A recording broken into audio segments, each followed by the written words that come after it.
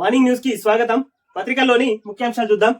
దానికంటే ముందు నిన్న తీన్మార్ మల్లన్న గారు ప్రమాణ స్వీకారం చేశారు. K9 టీవీ తరఫున తీన్మార్ మల్లన్న గారికి శుభాకాంక్షలు. దాంతో పాటు ఇంకొక వార్త సోషల్ మీడియాలో బాగా చక్కర్లు కొడుతున్నది. మొత్తం మీద హరీష్ రావు గారు కాంగ్రెస్ లోకి రాబోతున్నారు అంటూ నిన్నటి నుంచి బాగా చక్కర్లు కొడుతున్నది సోషల్ మీడియాలో.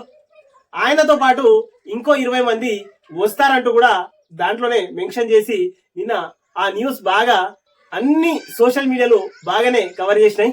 మొత్తం మీద హరీష్ రావు గారికి మంత్రి పదవి దక్కుతుంది, 20 మంది ఎమ్మెల్యే తీసుకువస్తే అంటూ బాగా సోషల్ మీడియాలో వైరల్ జరుగుతున్నది. అది ఎంతవరకు నిజమో ఒక 2-3 రోజుల్లోనే తెలిసిపోతుంది. మొత్తం మీద బీఆర్ఎస్ పార్టీకి ఇక తెలంగాణ రాష్ట్రంలో అది ముంగడికి పోయే పరిస్థితే లేదు. మొత్తం మీద బీఆర్ఎస్ పార్టీ అనేది ఖతం అయిపోయింది, జీరో అయిపోయింది. అక్కడ ఎమ్మెల్యేలు ఉండి కూడా ఏం చెయ్యలేరు. ఎంత లేపుదామన్నా గానీ ఇప్పుడు బీఆర్ఎస్ పార్టీ లేచే పరిస్థితులు లేదు. కాబట్టి చిట్ట చివరికి మొత్తం మీద ఆయన గనక కాంగ్రెస్ లోకి వస్తే ఒక మినిస్టర్ పదవి కావాలి అంటూ కోరడం జరిగింది అంటూ విశ్వసనీయ సమాచారం ఇది. మొత్తం మీద హరీష్ రావు గారు కాంగ్రెస్ లోకి వస్తున్నారు అంటూ సోషల్ మీడియాలో బాగా వైరల్ అవుతున్నాయి వీడియోస్. నీట్ ఎగ్జామ్స్ లో 1563 మందికి గ్రేట్ మార్కులు తీసేస్తాం. సుప్రీంకోర్టుకు కేంద్రం అభ్యర్థులను మళ్లీ 23న ఎగ్జామ్స్ పెట్టి 30న రిజల్ట్స్ ప్రకటిస్తాం.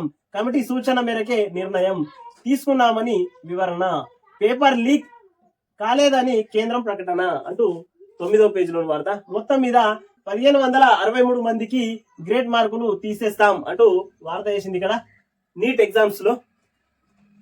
గొర్రెల స్కామ్ లో మనీ లాండరింగ్ ఎంక్వైరీ మొదలు పెట్టిన ఈడీ వివరాలు ఇవ్వాలని పశు సంవర్ధక శాఖ అధికారులకు లేఖ. ఈ స్కీమ్ లో రూపాయలు 700 కోట్ల కుంభకోణం జరిగినట్టు ఆరోపణలు. ఇప్పటికే కొనసాగుతున్న ఏసీబీ దర్యాప్తు అంటూ వార్త వేసింది. మొత్తం మీద గొర్రెల స్కీము, ఇది స్కీమ్ కాదు, ఇది పెద్ద స్కాము అంటూ అది గొర్రెలు ఇచ్చేటప్పటి నుంచి ఫస్ట్ మొట్టమొదటిగా ఇచ్చినప్పుడు ఒక కరెక్ట్ గా ఇచ్చిర్రు. ఆ తర్వాత ఎన్ని సంవత్సరాలు ఇచ్చిర్రు, ప్రతి సంవత్సరం అవే అవకతవకలు. ఈ సంవత్సరం మళ్ళా సంవత్సరంకి ఇస్తాం, తర్వాత ఇస్తాం అంటూ ఆఫీసర్లు మొత్తం మీద దానికి అధికారులు ఆఫీసర్లు ఇద్దరు కుమ్మక్కై ఆడినటువంటి ఆటలు ఇవి. ఇలా బయటపడ్డది.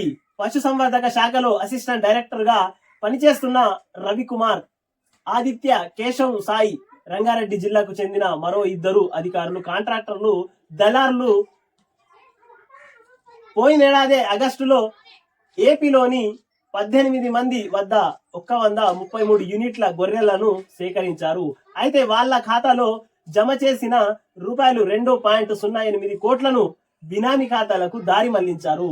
దీనిపై ఫిర్యాదులు రావడంతో ఈ ఏడాది జనవరిలో కేసు నమోదైంది. అదే సమయంలో పశు సంవర్ధక శాఖలో ఫైల్స్ మాయం కావడం చర్చనీయాంశమైంది. దీనిపై విచారణ చేపట్టిన ఏసీబీ అక్రమాలు జరిగినట్టు గుర్తించి పశు సంవర్ధక శాఖ సిఓ రామచంద్ర నాయక్, మాజీ ఓఎల్డి కళ్యాణ్ కుమార్ ను అరెస్టు చేసింది. ఆ తర్వాత కోర్టు అనుమతితో వారిని కస్టడీలోకి తీసుకొని విచారించింది. ఈ క్రమంలోనే గొర్రెల స్కామ్ లో 100 కోట్ల స్కామ్ జరిగినట్టు గుర్తించింది. మొత్తం మీద ఆఫీసర్లు, కాంట్రాక్టర్లు ఒక్క జాగాల కుమ్మక్కై ఒకరి ఖాతాల నుంచి బినామీ ఖాతాలకు మళ్లించిర్రు డబ్బులు. మొత్తం మీద 2.08 కోట్లు బినామీ ఖాతాలకు దారి మళ్లించిర్రు. మొత్తం స్కీమ్ అంతా స్కామ్ గానే మారింది. గొర్రెల స్కీమ్ అంతా ఇది దాదాపు 700 కోట్ల కుంభకోణం ఇది అంటూ వార్త చేసింది ఇక్కడ 2వ పేజీలో వార్త. పాడుబడ్డ ఇండ్లను పంచేదెట్లా? రాష్ట్ర వ్యాప్తంగా అధ్వాన స్థితికి డబుల్ బెడ్రూమ్ ఇండ్లు. ఆఫీసర్ల ఫీల్డ్ ఎంక్వైరీలో దిగ్భ్రాంతిక దృశ్యాలు. సౌలతులు రిపేర్లకే 1000 కోట్లకు పైగా ఖర్చవుతుందని అంచనా. గోడలు పగుళ్లు, స్లాబ్లు, పిల్లర్లకు నడుమ గ్యాపులు, విరిగిన తలుపులు, పగిలిన ట్యాంకులు, కిటికీలు, ఇతర సామాగ్రి దొంగల పాలు. తాగునీరు, కరెంటు, రోడ్డు, ఇతర వసతులు నిల్ అంటూ వార్త వేసింది. మొత్తం మీద డబల్ బెడ్రూమ్ల పరిస్థితి ఎట్లున్నదంటే తలుపులు వీక్కపోయారు, కిటికీలు వీక్కపోయారు, వాటికి సంబంధించి ట్యాంకులు మన దగ్గర వాటర్ ట్యాంకులు మొత్తం స్లాబ్ కు పిల్లర్ కు గోడకు మధ్య గ్యాపులు ఏర్పడ్డాయి. వాటికి రిపేర్లు చేయడానికే 100 కోట్ల ఖర్చు అవుతుంది అంటూ వార్త వేసింది ఇక్కడ. రిపేర్లు చేసి ఇండ్లు ఇవ్వండి, భైంసాలో ఆందోళనకు దిగిన లబ్ధిదారులు అంటూ 2వ పేజీలో వార్త. మొత్తం మీద వాటికి మాకు రిపేర్లు చేసి ఇవ్వండి అంటూ లబ్ధిదారులు లబోదిబోమని అడుగుతున్నారు.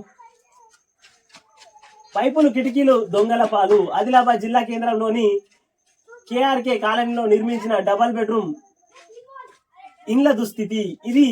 ఒకే చోట సుమారు 200 ఇండ్లు నిర్మించి ఏడాది క్రితం లక్కీడా ద్వారా లబ్ధిదారులను కూడా ఎంపిక చేశారు. కానీ పంపిణీ మాత్రం మర్చిపోయారు. దీంతో నిర్వహణ లేక ఇండ్లన్నీ దెబ్బతిన్నాయి. దీని తోడు విద్యుత్ వైర్లను, పైపులను, ఇనుప కిటికీలను దొంగలెత్తుకెళ్లారు. క్వాలిటీ లేకపోవడంతో గోడలు నెర్రలు బారాయి. తాగునీళ్లు, రోడ్డు, డ్రైనేజీ లేవు. దీంతో రిపేర్లు చేసి ఇండ్లను పంపిణీ చేయాలంటే దాదాపు 2 కోట్లు అవసరమని ఆఫీసర్లు చెప్తున్నారు. మొత్తం మీద 200 ఇండ్లు కడితే వాటి ఇనుప కిటికీలు, తలుపులు అన్ని వీక్కపోయారు. మొత్తం మీద వాటిని రిపేర్ చేయాలంటే 2 కోట్ల ఖర్చు అవుతుంది అంటూ వార్త వేసింది ఇక్కడ. కాక అప్పుడు డబుల్ బెడ్రూమ్లు కట్టినాయి, ఒక క్వాలిటీ లేదు, మన్ను లేదు, క్వాలిటీ లేకుండా కట్టిర్రు అంటూ లబ్ధిదారులు కూడా అనుకుంటున్నారు. మొత్తం మీద మనము 3 ఏళ్ల కిందనే బాన్స్వాడలో కూడా డబుల్ బెడ్రూమ్ల పరిస్థితి అదే. ఒక వర్షం పడితే గోడల నుంచి చెమ్మ వస్తుంది, స్లాపుల నుంచి నీళ్ళు వస్తాయి. క్వాలిటీ అనేది మెయింటెనెన్స్ చేయలేదు వీళ్ళు. కేవలం కమిషన్ల కోసం కకృతి పడ్డరు అప్పుడు కట్టినటువంటి కాంట్రాక్టర్లు అంటూ లబ్ధిదారులు లబోదిబోం అంటూ మొత్తుకుంటున్నారు. కేసీఆర్ పై ఈడీ కేసు నమోదైనట్లు నాకు సమాచారం వచ్చింది. హరీష్ రావు వెంకట్రామరెడ్డికి ముందుంది ముసల్లా పండగ, ప్రజలకు అన్యాయం చేసినోళ్ళు పాపం తగిలిపోతారు. ఎంపీ రఘునందన్ రావు వ్యాఖ్యలు అంటూ 3వ పేజీలో వార్త ఇది. మొత్తం మీద కేసీఆర్ కు ఈడీ అరెస్ట్ చేస్తది అంటూ రఘునందన్ రావు చెప్తున్నారు. ఆయనకు సమాచారం వచ్చింది అంటూ వార్త చెప్తున్నారు ఆయన. 3వ పేజీలో వార్త. మొత్తం మీద కాక ఫోన్ ట్యాపింగ్ విషయంలో గాని, ఆ తర్వాత విద్యుత్ కొనుగోళ్ల విషయంలో గాని కాళేశ్వరంలో కాక నిండుగా మునిగింది కాబట్టి ఖచ్చితంగా ఈడీ కాకను అరెస్ట్ చేసే అవకాశాలు ఉన్నాయి ఈడీ అంటూ సమాచారం నాకు వచ్చింది అంటూ రఘునందన్ రావు చెప్తున్నారు. గోడకూలి 3 మృతి. మంచిర్యాల జిల్లా కేంద్రంలో ఘటన. హాస్పిటల్ కాంపౌండ్ గుంత తవ్వుతుండగా పక్కనున్న బిల్డింగ్ గోడ కూలడంతో ఘటన. బిల్డింగ్ పర్మిషన్ క్యాన్సిల్ చేయాలని అధికారులకు అడిషనల్ కలెక్టర్ ఆదేశం అంటూ వార్త చేసింది 5వ పేజీలో వార్త ఇది. బాధ్యతలు చేపట్టిన కిషన్ రెడ్డి సంజయ్ అంటూ 3వ పేజీలో వార్త. రాష్ట్రంలో మహిళా శక్తి క్యాంటీన్లు, మహిళా సంఘాల ఆధ్వర్యంలో నిర్వహణ. ప్రధాన కార్యాలయాలు, కలెక్టరేట్లు, బస్టాండ్లలో ఏర్పాట్లు. 2 ఏళ్లలో 150 క్యాంటీన్లు ఏర్పాటు లక్ష్యం. వివరాలు వెల్లడించిన సిఎస్ శాంతికుమారి అంటూ 2వ పేజీలో వార్త. మొత్తం మీద మహిళా సంఘాలకు రాష్ట్రంలో మహిళా శక్తి క్యాంటీన్లు అంటూ మహిళా సంఘాలకు అప్పచెప్పబోతున్నది సర్కారు.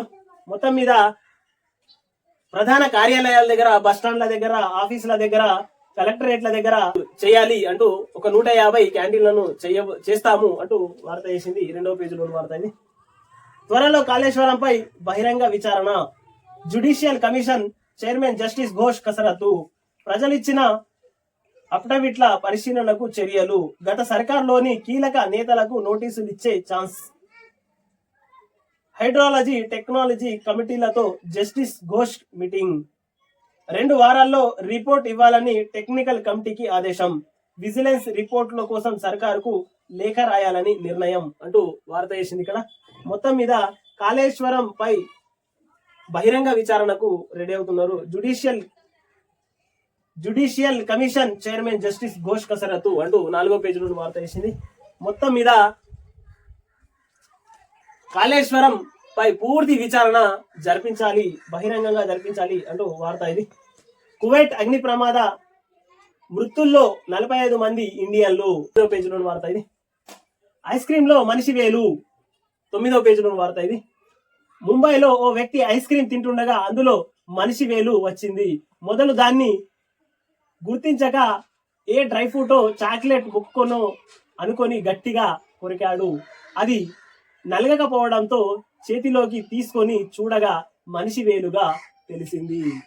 ఐస్ క్రీమ్ తింటుండగా ఏదో డ్రై ఫ్రూటో అది ఏదో అని తినడానికి ప్రయత్నించిండు ఆయన. తిన్న తర్వాత గట్టిగా కొరకంగానే అది మనిషి వేలుగా గుర్తించారు. ఐస్ క్రీమ్లలో కూడా మనిషి వేలు వస్తున్నాయంటే ఇక ఎంత నిర్లక్ష్యం ఉందో దీని వెనకాల తయారీదారులది తెలుసుకోవాల్సిందే. మనం ఇంత నిర్లక్ష్యంగా ఐస్ క్రీమ్ తయారీదారులు యజమానులు ఇంత నిర్లక్ష్యంగా పట్టించుకోకుండా మనిషి వేళ్ల కాడికెళ్ళి ఐస్ క్రీమ్లు వస్తున్నాయంటే ఇక చూడండి.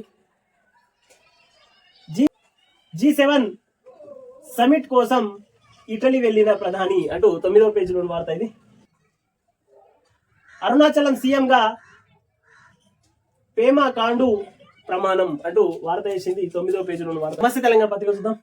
ఇవి సర్కారీ ఎర్రజెండలు, అప్పు తీర్చలేదని సహకార బ్యాంక్ సిబ్బంది నిర్వాహకం, పొలంలో జెండాలు పాతి వేలం వేస్తున్నట్టు ఫ్లెక్సీ ఏర్పాటు అంటూ వార్త వేసింది.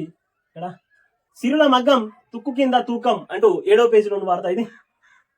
రుణమాఫీ కొందరికే కొరతలు విధించే యోచనలో కాంగ్రెస్ సర్కార్, పిఎం కిసాన్ నిబంధనలు రుద్దితే సగం మందికి రానట్టే, ఇదే జరిగితే 37 లక్షల మంది అన్నదాతల పథకానికి దూరం, ఆ 1563 మందికి మళ్లీ నీట్ అంటూ 12వ పేజీలో వార్త.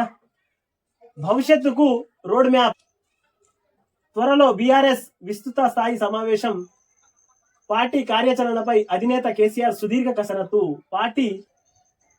పార్టీయేతర ప్రముఖులతో ఆలోచనలు, కార్యకర్తలు అనుబంధ సంఘాలకు శిక్షణ శిబిరాలు అంటూ వార్త చేసింది. మొత్తం మీద అవన్నీ ఏం లేవు, అయిపోయిందిగా. తెలంగాణ రాష్ట్రంలో బీఆర్ఎస్ పని ఖతం. నువ్వు ఎంత లేపినా లేవడానికి అవకాశాలు లేవు. బీఆర్ఎస్ పార్టీ తెలంగాణ రాష్ట్రంలో పూర్తిగా స్మాష్ అయిపోయింది అంటూ తెలంగాణ విశ్లేషకులు, ఆ తర్వాత మేధావులు, ఆ తర్వాత తెలంగాణ ప్రజలు అందరూ బీఆర్ఎస్ పార్టీ పని ఖతమిగా, బీఆర్ఎస్ క్లోజ్ అంటూ తెలంగాణ ప్రజలు అనుకుంటున్నారు. సార్ నువ్వు ఎంత పైకి లేపినా గానీ అది లేసే పరిస్థితులు ఇప్పుడు లేదు. మొత్తం మీద కార్ అనేది షెడ్డుకు పోయింది. షెడ్డుకు పోయి ఎక్కడి పార్సులు అక్కడ వెళ్ళిపోయినాయి. ఇక అసెంబ్లీ చేసి దానికి ఎంత సెట్ చేద్దామన్నా గానీ కారు ఇప్పుడు బయటకు వచ్చే పరిస్థితులే కనబడకొచ్చినాయి అంటూ తెలంగాణ ప్రజలు అనుకుంటున్నారు. గొర్రెల పథకంపై ఈడీఆరా అంటూ వార్త వేసింది. ఉపాధి ఉద్యోగులకు పే స్కేల్ కలేనా అంటూ వార్త వేసింది 3వ పేజీలోని వార్త. ఏపీలో పింఛన్లు ₹4,000 అంటూ 10వ పేజీలోని వార్త. తక్కువ ధరకే గొప్ప ఆటోమేటిక్ కారు అంటూ వార్త వేసింది. 6.59 లక్షలు అంటూ వార్త వేసింది. ఇక్కడ ఆటోమేటిక్ ఏఎంటీ ఇప్పుడు అంటూ వార్త వేసింది. ఇక్కడ మిగతాది జోయా లుకాస్ యాడ్ వేసింది. కేఎన్ఎన్ టీవీని సబ్స్క్రైబ్ చేయండి.